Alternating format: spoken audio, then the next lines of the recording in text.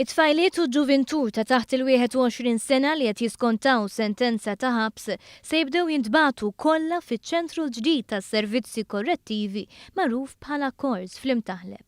Ċentru li kien inawgurat il-ġimgħa mill-Prim Ministru Joseph Muscat. Il-Prim Ministru stqar li dan il-proġett jagħtih sodisfazzjon għaliex jimmarka il-bidu ta' kapitlu ġdid tal-ġustizzja riparattiva f'pajjiżna. Muscat irrimarka li dan il-proġett huwa wieħed mill-eżempji ta' kif gvern laburista ħad deċiżjonijiet li amministrazzjoni preċedenti ħallit fuq l-iskaffa u jwettaq dak li jwiegħed. Dan għaliex minkejja li l-fondi Ewropej għal dan il-proġett kienu disponibbli mill-2009 kien biss dan il-gvern illi ħad deċiżjoni illi l-proġett jinbeda u fi żmien sena kien komplut b'suċċess.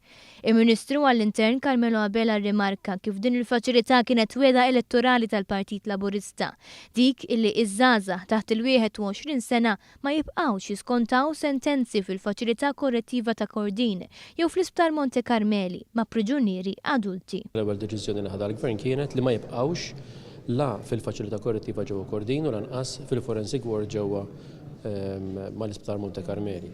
U allura għandna faċilità għalihom u mbagħad bdejna l-parti l-oħra tal-proġett li kienet l-estensjoni ta' binja u li mhux biss li jkollna faċilità ġdida u moderna, imma li finalment anki l-programmi li jisru hawnhekk biex verament ikun hemm ir-rijabilitazzjoni ta' dawn iż-żgħażagħ jidħlu fis-seħħ. Il-Ministru stqar kif ix-xogħol infrastrutturali fuq il-binja l-ġdida seħħ fi żmien rekord ta' 10 xhur.